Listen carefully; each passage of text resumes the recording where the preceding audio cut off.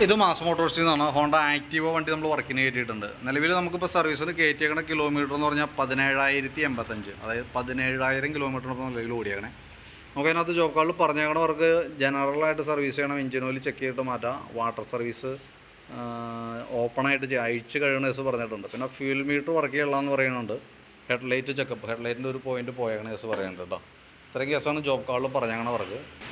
അപ്പോൾ നമുക്ക് വണ്ടി നമ്മൾ ഓടിച്ച് നോക്കി വർക്കിന് കയറ്റി. അപ്പോൾ അതിൻ്റെ എഞ്ചിൻ ഓയിൽ നമ്മൾ ചെക്ക് ചെയ്യുന്ന സമയത്ത് ഓയിൽ ചേഞ്ചിൻ്റെ ടൈം ആയിട്ടില്ല, നല്ല ഓയിലാണ് കാണുന്നത് കേട്ടോ. ലെവൽ കാര്യങ്ങളൊക്കെ ഉണ്ട്. ലെവൽ പൊടിക്കൊരു കുറവുണ്ടല്ലോ, അത് നമുക്കൊന്ന് ജസ്റ്റ് ടോപ്പപ്പ് ചെയ്തിടാം. പിന്നെ സർവീസിൻ്റെ ഭാഗമായിട്ട് നമ്മൾ വണ്ടി വർക്കിന് കയറ്റി. അതിൻ്റെ ബാക്ക് ബ്രേക്കിൻ്റെ ഭാഗം തുടങ്ങി നമ്മൾ ചെക്ക് ചെയ്യാനായിട്ട് കയറ്റിയിട്ടുണ്ട്, ചെക്ക് ചെയ്യാനായിട്ട് അഴിച്ചിട്ടുണ്ട്. ബ്രേക്ക് ലൈനർ നമുക്ക് ഇതുമ്പോൾ കിടക്കുന്നത് കമ്പനി ലൈനറാണ്. അപ്പോൾ കുറച്ചും കൂടി ഉപയോഗിച്ച് തീർക്കാനുണ്ട്. അപ്പോൾ നമുക്ക് തൽക്കാലം ബ്രേക്ക് ക്യാമൊക്കെ ഒന്ന് അഴിച്ച് ഗ്രീസ് ചെയ്തിട്ട് നമുക്ക് ഈ ലൈനർ തന്നെ ഇട്ട് സെറ്റ് ചെയ്യാം.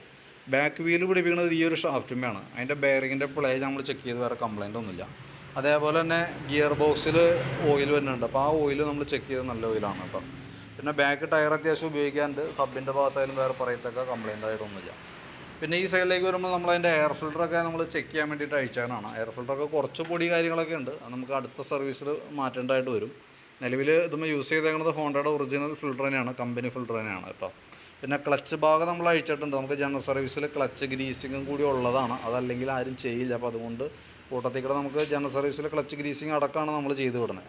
അപ്പോൾ അതിൻ്റെ കൂട്ടത്തിക്കൂടെ നമ്മളതിൻ്റെ ബെൽറ്റിൻ്റെ കണ്ടീഷനൊക്കെ ചെക്ക് ചെയ്തു. നിലവിൽ ബെൽറ്റ് കമ്പനി ബെൽറ്റാണ്, ഹോണ്ടയുടെ ഒറിജിനൽ ബെൽറ്റ് തന്നെയാണ്, വേറെ ഡാമേജോ കാര്യങ്ങളോ നിലവിലില്ല. പിന്നെ അതിൻ്റെ variator body, boss drive, roller എന്ന് പറയുന്ന യൂണിറ്റൊക്കെയാണ്. അത് ക്ലച്ചിൻ്റെ ഓരോ പാർട്ടുകളാണ്, അത് നമ്മൾ ചെക്ക് ചെയ്ത് വേറെ കംപ്ലൈൻ്റ് ഒന്നുമില്ല. ഈ പീസെറ്റ് സ്ലൈഡ് എന്ന് പറയുന്നത് ഈ ഒരു യൂണിറ്റ് മാറ്റിയിടാം, കാരണം അത്യാവശ്യം നല്ല രീതിയിൽ തന്നെ ഫ്രീ പ്ലേ കാണിച്ചു തുടങ്ങിയിട്ടുണ്ട്. ഇത് കുറച്ച് ഗ്യാപ്പ് വന്നു കഴിഞ്ഞാൽ അത് നമുക്ക് കിടന്ന് അടിച്ചടിച്ച് പൊട്ടിപ്പോകുന്നൊരു കംപ്ലൈൻറ്റ് വരും. അപ്പോൾ ഇതൊന്ന് ചേഞ്ച് ചെയ്തിട്ടേക്കാം. പിന്നെ അതേപോലെ ക്ലച്ച് യൂണിറ്റ് ഫുള്ളായിട്ടൊന്ന് അഴിച്ച് ഗ്രീസ് ചെയ്ത് തരുന്നുണ്ട്. ക്ലച്ചിനകത്ത് നമ്മൾ അഴിച്ച് ക്ലീൻ ചെയ്യണമെന്ന് പറയാൻ കാരണം ഇതിൻ്റെ പൊടി കിടക്കണമാണ്, ഇത്രയും പൊടി അതിൻ്റെ ഉള്ളിൽ വരുന്നുണ്ട്. അപ്പോൾ അത് ക്ലീൻ ചെയ്തില്ല എന്നുണ്ടെങ്കിൽ ജെർക്കിങ് ഒക്കെ ഫീൽ ചെയ്യണം അതിൻ്റെയാണ്. അപ്പോൾ അത് ഫുള്ളായിട്ട് അഴിച്ച് ക്ലീൻ ചെയ്ത് ഗ്രീസ് ചെയ്ത് റീസെറ്റ് ആകുന്നുണ്ട്. പിന്നെ നമ്മളതിൻ്റെ എഞ്ചിൻ ഹെഡിൻ്റെ ഭാഗത്തേക്ക് വരുമ്പോൾ ഇവിടെ ഹെഡ് കവറിൻ്റെ ഗ്യാസ്കറ്റൊക്കെ ലീക്കായിട്ട് ഓയിൽ പുറത്തേക്ക് വന്നു തുടങ്ങിയിട്ടുണ്ട്. ഇത് മൊത്തം ബോഡി കവേർഡ് ബോഡി ആയതുകൊണ്ട് അത് മൊത്തം പുറമേ നമുക്ക് എഞ്ചിൻ്റെ ഭാഗം കാണാൻ പറ്റില്ല. അപ്പോൾ അങ്ങനെ വന്ന സമയത്ത് അതിൻ്റെ ഉള്ളിൽ ഓയിൽ ലീക്കായി പോണതും നമ്മൾ പുറത്തേക്ക് ചാടുമ്പോഴാണ് നമ്മൾ അറിയുള്ളൂ. അപ്പം നിലവിൽ അങ്ങനെ ലീക്കേജ് തുടങ്ങിയിട്ടുണ്ട്. കൈയോടെ നമുക്കത് മാറ്റിയിടണതാണ് ബെറ്റർ. പിന്നെ നമ്മളതിൻ്റെ ചോക്കിൻ്റെ കേബിളൊക്കെ ചെക്ക് ചെയ്തു, ആക്സിലേറ്ററിൻ്റെ കേബിൾ ചെക്ക് ചെയ്തു. 2 കേബിളുകളും കംപ്ലൈൻ്റ് ആണ്. ചോക്ക് കേബിൾ എനിക്ക് തോന്നുന്നു ചോക്ക് ഉപയോഗിക്കാത്തത് കൊണ്ട് സ്റ്റക്കായി പോയേക്കാണ്. അപ്പോൾ ചോക്ക് എപ്പോഴും നമുക്ക് വർക്കിംഗ് ആക്കിയിടണം. തന്നെയല്ല രാവിലെയൊക്കെ സ്റ്റാർട്ട് ചെയ്യുമ്പോൾ ചോക്ക് യൂസ് ചെയ്ത് സ്റ്റാർട്ട് ചെയ്യണമാണ് എപ്പോഴും നല്ലത് കേട്ടോ. എപ്പോൾ സ്റ്റാർട്ട് ചെയ്യുമ്പോഴും ചോക്ക് ഉപയോഗിക്കണം നല്ലതാണ്. കാരണം വണ്ടി പെട്ടെന്ന് സ്റ്റാർട്ടാവാനും നമുക്ക് അതുകൊണ്ട് തന്നെ പല ഗുണങ്ങളാണ്. പെട്ടെന്ന് വണ്ടി വാമാവും, ബാറ്ററിക്ക് ലോഡ് കുറഞ്ഞിരിക്കുക, അങ്ങനെ പല ഗുണങ്ങളുണ്ട് ചോക്ക് ഉപയോഗിക്കണത് കൊണ്ട്. ഇപ്പോൾ ചോക്ക് കേബിൾ വർക്ക് ചെയ്യണില്ല, അത് വർക്കിംഗ് ആക്കിയിടാം. പിന്നെ അതേപോലെ തന്നെ ആക്സിലേറ്ററിൻ്റെ കേബിൾ നോക്കുമ്പോഴും ആക്സിലേറ്റർ കേബിൾ കംപ്ലൈൻ്റ് ആയിട്ട് നമ്മുടെ അടുത്ത് പറഞ്ഞില്ല. പക്ഷേ ആക്സിലേറ്റർ കേബിൾ നമ്മൾ നോക്കുമ്പോൾ ഒരുപാട് ബലം പിടിക്കേണ്ടതായിട്ട് വരുന്നുണ്ട്. കേബിൾ ടൈറ്റ് കാണിക്കുന്നുണ്ട് കേട്ടോ. അപ്പോൾ കേബിൾ മാറ്റിയിടാണെന്നുണ്ടെങ്കിൽ എത്ര റിസ്ക് എടുത്ത് നമ്മൾ ബലം പിടിച്ച് ഓടിക്കേണ്ട കാര്യമൊന്നുമില്ല. ആക്സിലേറ്റർ കേബിൾ ടൈറ്റ് ആയിരിക്കുന്നതാണ്. അപ്പോൾ ചോക്ക് കേബിളൊക്കെ ഇവിടെ ഔട്ട് പൊട്ടിയിട്ടുണ്ട്. സെയിം സിറ്റുവേഷനാണ് ആക്സിലേറ്റർ കേബിളിൻ്റെ. അതും കൂടിയും കൂട്ടത്തിൽ കൂടെ മാറ്റുന്ന രീതിയിലുള്ള എസ്റ്റിമേറ്റ് ഞാൻ ഇടണേ. വീഡിയോ കണ്ടിട്ട് നോക്കിയിട്ട് പറഞ്ഞാൽ മതി, എന്തെങ്കിലും അതനുസരിച്ച് ചെയ്യുള്ളൂ.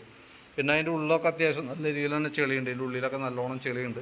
അത് ഓപ്പൺ വാഷിംഗ് ആയിട്ട് പറഞ്ഞതുകൊണ്ട് നമ്മൾ ഈ രീതിയിൽ തന്നെ വാഷ് ചെയ്ത് ക്ലിയർ ചെയ്ത് നമ്മൾ സെറ്റാക്കും.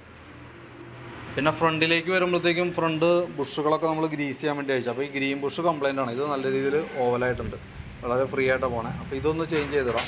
ലിങ്കിൻ്റെ ഉള്ളിൽ തന്നെ കോളർ ബുഷ് മാത്രമായിട്ട് മാറ്റിയിടാം നമുക്ക്, അത് മാത്രമാണ് പ്ലേ കാണിക്കണുള്ളൂ. പിന്നെ ഫ്രണ്ടിലത്തെ ബ്രേക്ക് ലൈനറൊക്കെ അത്യാവശ്യം നല്ല ലൈനറാണ്, ഉപയോഗിക്കാനുണ്ട്. ക്യാമൊക്കെ വെച്ചൊന്ന് ഗ്രീസ് ചെയ്ത് റീസെറ്റ് ചെയ്യാം. ഫ്രണ്ടിലത്തെ ടയറായാലും നല്ല ടയറാണ്. പിന്നെ നമുക്കതിൻ്റെ ഹെഡ്ലൈറ്റ് ഒരു പോയിൻറ്റ് തെളിയുള്ളതെന്ന് പറയുന്നത് അത് ബൾബിൻ്റെയാണ്. അപ്പോൾ ആ ബൾബ് മാറ്റിയിട്ട് കഴിഞ്ഞാൽ അത് റെഡി ആയിക്കോളും. പിന്നെ ഉള്ളത് സ്പീഡോമീറ്റർ വർക്കിംഗ് അല്ല, പെട്രോൾ മീറ്റർ വർക്കിംഗ് അല്ല. അത് ശരിക്കും പെട്രോൾ മീറ്റർ വർക്കിംഗ് അല്ല എന്നാണ് കംപ്ലയിൻറ്റ്. ഞാൻ വണ്ടി ഓടിച്ചു നോക്കുന്ന സമയത്ത് സ്പീഡ് മീറ്ററും വർക്കിംഗ് അല്ല. പെട്രോൾ മീറ്റർ വർക്ക് ചെയ്യാത്തതിൻ്റെ കംപ്ലയിൻറ്റ് എന്ന് പറഞ്ഞാൽ ഈ മീറ്റർ മെക്കാനിസത്തിൻ്റെയാണ്. ആ മെക്കാനിസം അസംബ്ലിയെപ്പാടി മാറ്റി വെച്ചാലാണ് പെട്രോളിൻ്റെ അളവ് കാണിക്കുകയുള്ളൂ. കാരണം എന്താ വെച്ചാൽ നമ്മൾ ഇവിടുന്ന് ടാങ്കിൽ നിന്ന് ഫ്ലോട്ട് യൂണിറ്റിൻ്റെ ലൈനൊക്കെ ചെക്ക് ചെയ്തു. നിലവിൽ അതിൻ്റെ അല്ല, മീറ്ററിൻ്റെയാണ് കംപ്ലയിൻറ്റ്. മീറ്റർ അസംബ്ലി മാറ്റി പുതിയത് വെച്ചാലാണ് ആ കംപ്ലയിൻറ്റ് റെഡി ആവുള്ളൂ. ആ കൂട്ടത്തിൽ കൂടെ നമുക്ക് വേണമെങ്കിൽ ആ സ്പീഡ് മീറ്ററിൻ്റെ കേബിളും കൂടി മാറ്റി അത് റെഡിയാക്കാം. സ്പീഡ് മീറ്ററും ഈ പറഞ്ഞ പോലെ കേബിളൊക്കെ പൊട്ടിയിരിക്കുകയാണ്. അപ്പോൾ അതും കൂടി വേണമെങ്കിൽ ക്ലിയർ ചെയ്യാം. ഇതിൻ്റെ അത്യാവശ്യം എന്താണെന്ന് വെച്ചാൽ വണ്ടി സ്പീഡ് മീറ്റർ കറക്റ്റ് ആയിരിക്കണമെന്ന് പറയാൻ കാരണം വണ്ടിയുടെ മെയിൻ്റനൻസ് എല്ലാം കിലോമീറ്ററിൻ്റെ അടിസ്ഥാനത്തിലാണ് നമ്മൾ ചെയ്തു പോവുക. അപ്പോൾ ഈ ഓയിൽ ചേഞ്ചൊക്കെ കിലോമീറ്ററിൻ്റെ അടിസ്ഥാനത്തിലാണ് ചെയ്യുക. അപ്പോൾ ഒന്നുപോലെ നമ്മളത് മീറ്ററിൽ വർക്ക് ചെയ്യാതിരിക്കുന്ന സമയത്ത് ഒന്നുപോലെ നമ്മളത് മറന്നു പോകും. അതല്ലെങ്കിൽ ഓയിൽ സമയത്തിന് മാറില്ല, ഒന്നുപോലെ നേരത്തെ മാറും, അതല്ലെങ്കിൽ വൈകിപ്പോവും. അങ്ങനെ പല പ്രോബ്ലംസും അതുമായി ബന്ധപ്പെട്ട് വരാറുണ്ട്.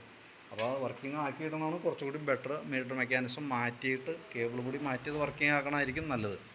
പിന്നെ നമ്മളതിൻ്റെ ബാറ്ററി കൂട്ടത്തിൽ ചെക്ക് ചെയ്ത് വിടുന്നുണ്ട്. 2024 മോഡൽ ബാറ്ററിയാണ് വണ്ടിയിൽ ഇരിക്കുന്നത്, ആമറോണിൻ്റെ ബാറ്ററിയാണ്. ഞാനതിൻ്റെ വോൾട്ടൊക്കെ നോക്കി 12.92 വരെയൊക്കെ കിട്ടുന്നുണ്ട്. ലോഡ് കൊടുക്കുമ്പോഴായാലും 8.95 വരെ വരുന്നുണ്ട്. അപ്പോൾ ഒരല്പം വോൾട്ട് വേരിയേഷൻ കാണിച്ചു തുടങ്ങിയിട്ടുണ്ട്. പക്ഷേ നിലവിൽ വേറെ പ്രോബ്ലം ഒന്നുമില്ല. സെൽഫ് കാര്യങ്ങളൊക്കെ പ്രോപ്പറായിട്ട് തന്നെ ക്ലിയറായിട്ട് തന്നെ വർക്ക് ആവുന്നുണ്ട്. പിന്നെ നമ്മൾ ഈ സൈഡിലേക്ക് വരുമ്പോഴത്തേക്കും സ്പാർക്ക് പ്ലഗൊക്കെ നമ്മളൊന്ന് അഴിച്ച് ക്ലീൻ ചെയ്ത് റീസെറ്റ് ചെയ്യുന്നുണ്ട്. എയർ ഫിൽറ്റർ മാറ്റുമ്പോൾ കൂട്ടത്തിൽ കൂടെ നമുക്ക് പ്ലഗും കൂടി മാറ്റേണ്ടി വരും. അത് അടുത്ത സർവീസിൽ നോക്കിയിട്ട് ആവശ്യമെങ്കിൽ അടുത്ത സർവീസിൽ മാറ്റിവിടാം. സെക്കൻഡറി ഫിൽറ്റർ എന്ന് പറയുന്ന യൂണിറ്റാണ്. എയർ ഫിൽറ്ററിൻ്റെ വന്ന പോലത്തെ ഈ ഭാഗത്തായിട്ട് വന്നതാണ് സെക്കൻഡറി ഫിൽറ്റർ യൂണിറ്റ്.